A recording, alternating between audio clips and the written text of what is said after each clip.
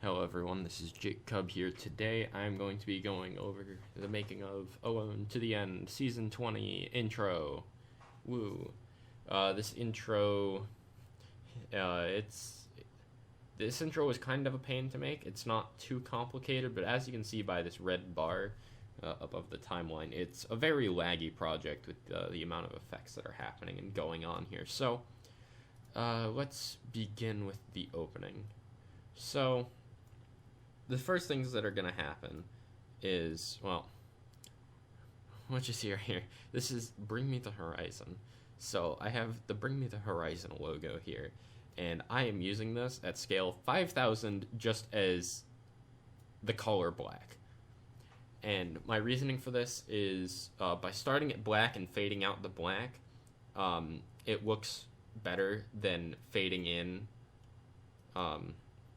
this special effect of like the circles, and then it was mostly for the circles because the fade in on the circles looked weird when I just faded them in with a cross dissolve. So I added the black to kind of cover that up. It's basically just an alternate way of doing a fade in or a fade out, because a fade in or a fade out to black is it's as simple as that. It's just a fade to black. So by using just an image that is black, it's the same effect basically. So anyway, we have this special effect thing. I have it on soft light for blend mode to blend into the footage better. And then we have this end opener stuff down here. So what's going on down here? This is something that I recorded with Replay Mod. If you don't know what Replay Mod is, you can look it up. But basically, it's like a free camera mod for Minecraft, and you can set key points and it'll fly around. So I took this pretty nice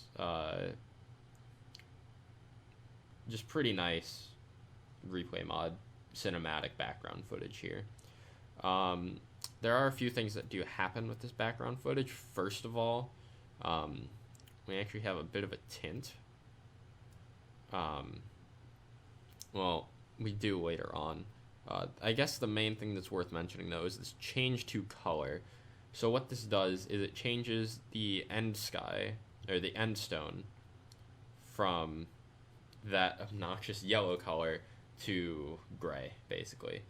I think it makes this a lot easier to look at, a lot more pleasant to look at, just overall.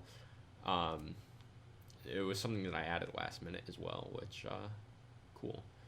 So that's it for that. Let's talk about the text at the opening here. So what's going on is, with the Replay Mod and the whole theme of it being an FFA Dragon Rush with the end sky, there's a lot of blank space, so I wanted to kind of creatively position the credits in the opening, just to see what I could do.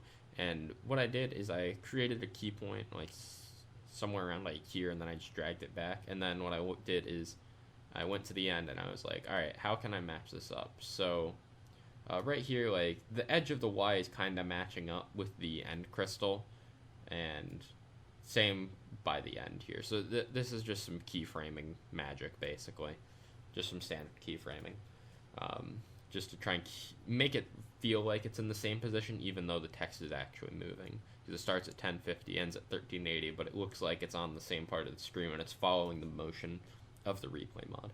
And it's the same for these other texts as well. We have renders by Yellowbit. Once again, I forget exactly how I positioned this one. I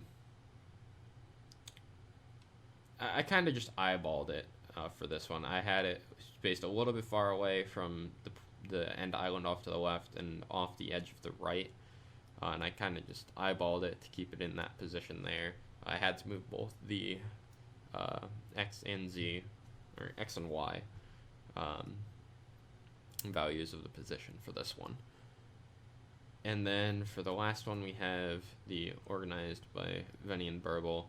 And once again, this is just some more keyframing, just trying to make it match the motion. For the effects, we have a wave warp with noise on all of these. So I'll turn that off and you can see the difference that it makes.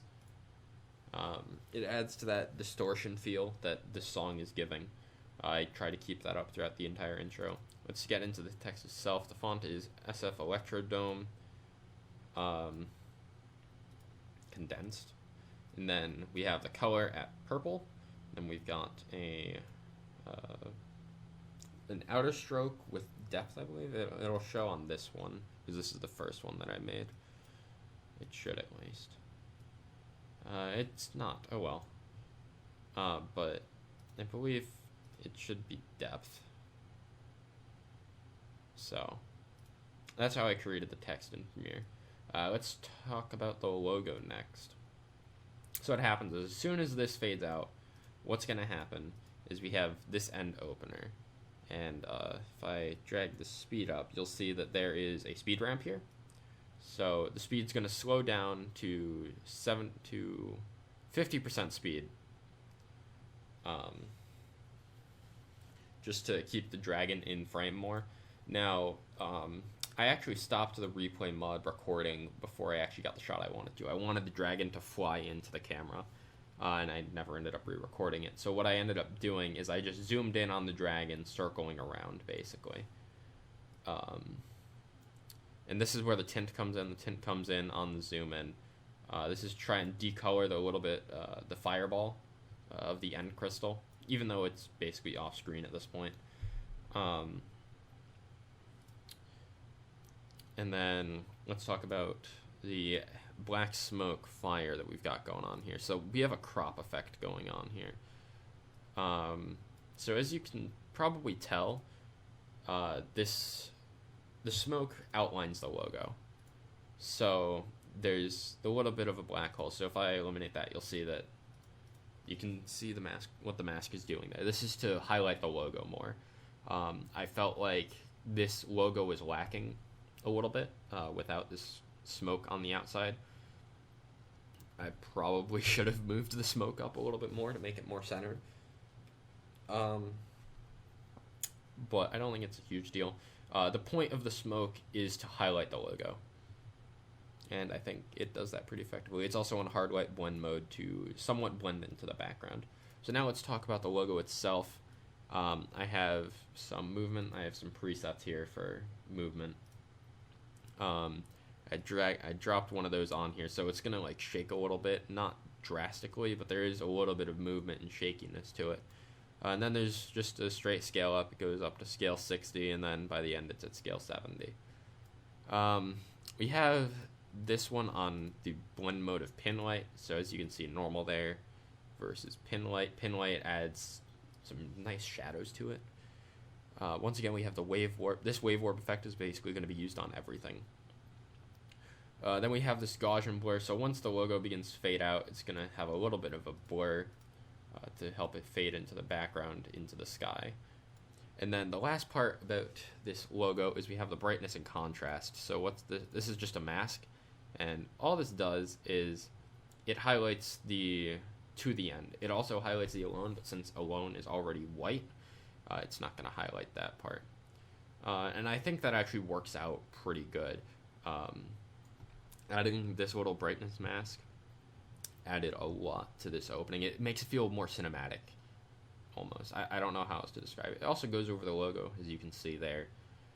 Yeah, that's about it for the logo. Let's get into the renders. So this starts, it's a little complicated how this works here. So what's going to happen is, right here, this clip right here, we have this on scale 250. Because right up here we have a smooth zoom out transition. So this isn't super clean. But what the smooth zoom out does is it enables the renders to zoom in like this. It causes the motion on the renders. The other thing that's happening is we have the smoke is still here, but it is on a very extreme mask. And this is going to stay throughout the entire intro. So if I go to like right here, you'll be able to see it better if I crop out the mask. That actually, interesting. It's there. That's all you need to know. There's some noise on it as well. Probably not noticeable, but it's there. So, as the other thing you'll notice, there isn't any background footage here. This is just a black background. The circle particle effect that I have here is really what is creating this entire backdrop, as you can see. Otherwise, it's just black. And because it's a Dragon Rush, I wanted it to feel like the players... The idea for how I wanted to present the renders with this intro was to make it seem like they're falling through the void. And I think Venny's render definitely encapsulates this really well with just how he's... Like, he's just falling. The other thing I want to mention is that the renders that Kyle made, they all represent the original renders from each player's first appearance in TTE. So if I go over to this slide here, I have 2 swords. You can't see the other one, but I have 2 swords, and that's how my render was in my first season of TTE, Season 7. So it's a nice little throwback, which is also why the renders are in a somewhat chronological order. I think it's perfectly chronological. I might be wrong about that. Who knows? But anyway, so the entire background, it's black, and then we've got these 2 overlays that are really just creating the environment of like just spinning around the void. This chromatic aberrations effect, this adds the RGB glitch effect to the circles, as you can see. I think that really encapsulates the whole distortion just falling through the void feel really well. So now let's talk about the renders. So the renders are actually in their own timeline over here. We've got a sequence. And what's going on here is, I forget why I have this. What does this do? I forget what this does. This was some sort of, I was trying out the brightness mask. Right. That's what I was doing. I didn't end up using it. So what I did for this intro is originally I had all of the renders positioned on this main timeline, as you can see. That's why there's 10 tracks, even though only 7 of them are used. So I dragged all of the renders onto this main timeline to just get the syncing right, and then I copied them over into this timeline, and this is where all of the motion happens. So we have, I positioned all of the renders, and then I just created random motions. They're legitimately random. Nobody follows the same motion. I did different motion, different rotation for every single person. They all follow similar motions, but none of them are exactly the same. Every single one of these renders has a 10% noise on them, which is not very noticeable, but it's there. And then they also have the alpha glow effect, which adds a nice white glow to them. This really highlights the players. If I remove this real quick, you can see over here, Venny just, I don't know. I like the way the white glow just highlights the players. So I did that. The alpha glow is also located on the text. If I go back to the renders timeline here, you'll see that above this adjustment layer that I didn't end up using, we have all the text files, and they're the same as the opening text, but they have the wave warp noise, and they also have a little bit of brightness on them. I could have sworn that I added the alpha glow to this as well. How did I get that white glow? Unless I added the white glow in here and I just forgot about it. Whoops. Yeah, I added a shadow here on the text, so that'll explain it. So everything that is happening. This is a very dark intro. The colors are very dark. I think that's the main complaint that I have with this intro, is that everything is too dark. So I think that without the white glows, this would be even darker and probably even harder to see. So that's fine. That's real. I don't think there's too much more to go over with the renders. The motions are just completely random for every person. Some slides have 4 players, some slides have 5 players. This was to highlight the FFA aspect of it. similar to how Desire 3 went. That's just the most notable one that comes to mind. They all either have 4 or 5. There was a total of 36 players, and I had 8 beats to work with for this intro, so I had to vary up the numbers a little bit. I think, yeah, I really don't think there's too much more for me to explain about these renders. Actually, there's a little bit more that I can explain with this opening part here. With the zoom out transition that I have going here, there's a little bit more for the first one.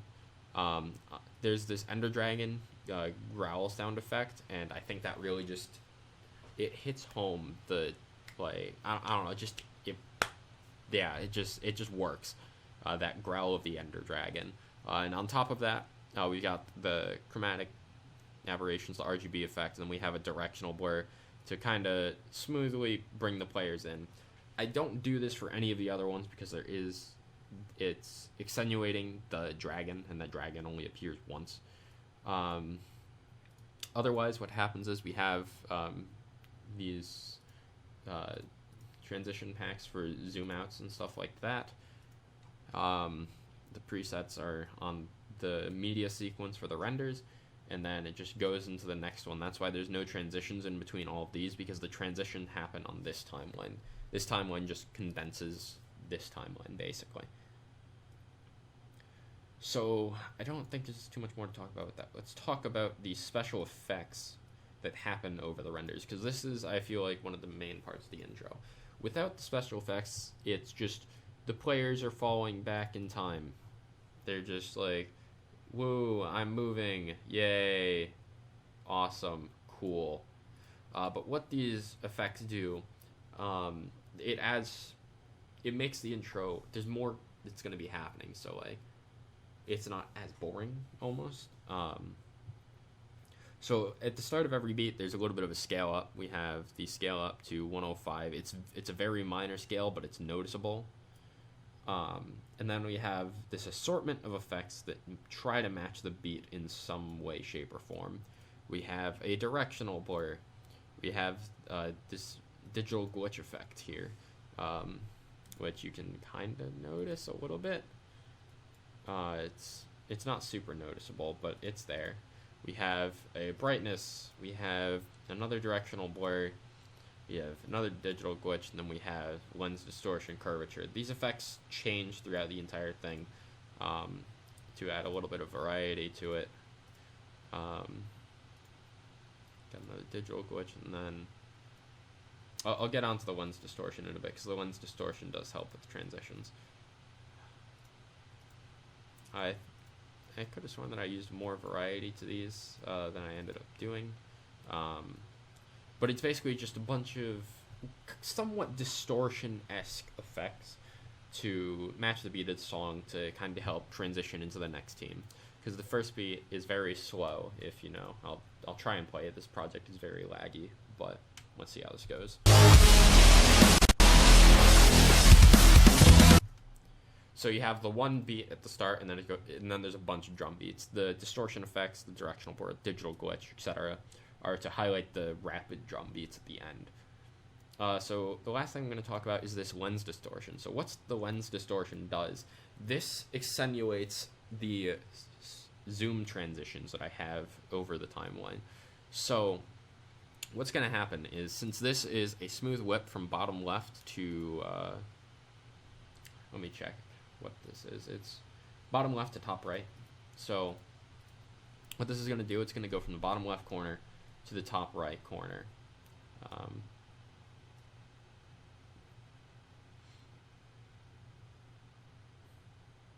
So the motion is going to go downwards. So what the lens distortion does is it accentuates that. So the curvature adds the curve to it, but then the vertical prism FX and the horizontal prism FX, it gives more time for viewers to know which direction the transition is going to head into. And since it's not actually really moving the transition that much, it's a very slow build-up into the transition. For something like the zoom out over here, the only thing that I needed to add was the curvature. But for some of the more complicated ones, like the smooth whip, there's just a simple right to left somewhere. I believe it's this one. This one's top to bottom. So, actually, I didn't add a lens distortion on this one. Added one here. So this is a smooth slide left to right, and as you can see, we have the vertical prism FX, which let me update the preview. If it's going to, you can kind of see it there. It's gonna help accentuate the motion. I don't feel like going over every team because for the most part they're all relatively similar. The only kind of creative thing happens at the end here, where there's other drum beats that kind of help fade out the riff of the intro song. So I just have some brightness flashes that go from positive brightness to negative brightness. It's not the most creative thing, but I felt like I needed to do something with those beats, so I did. So that just about does it for this intro. Let's talk about the credits now. So we have smooth zoom out like usual, and what's going to happen is along with the zoom out, the renders are going to fade out a little bit, and then we are going into the logo is going to come in, and it's going to come in big. This special effects are still there. The heavy smoke is still in the background, and then this adjustment layer is going to, I don't entirely know what this adjustment layer does. It's transform. That's what it does. It zooms in on the logo. That's what it does. So it keeps the logo big mode. Once again, like at the beginning, there's a Gaussian board to help fade out the logo. The logo is just going to scale downwards a bit this time because it's a fade out. I don't think there's too much more for me to explain with this intro here, so I hope you guys enjoyed, and I will be back with another intro.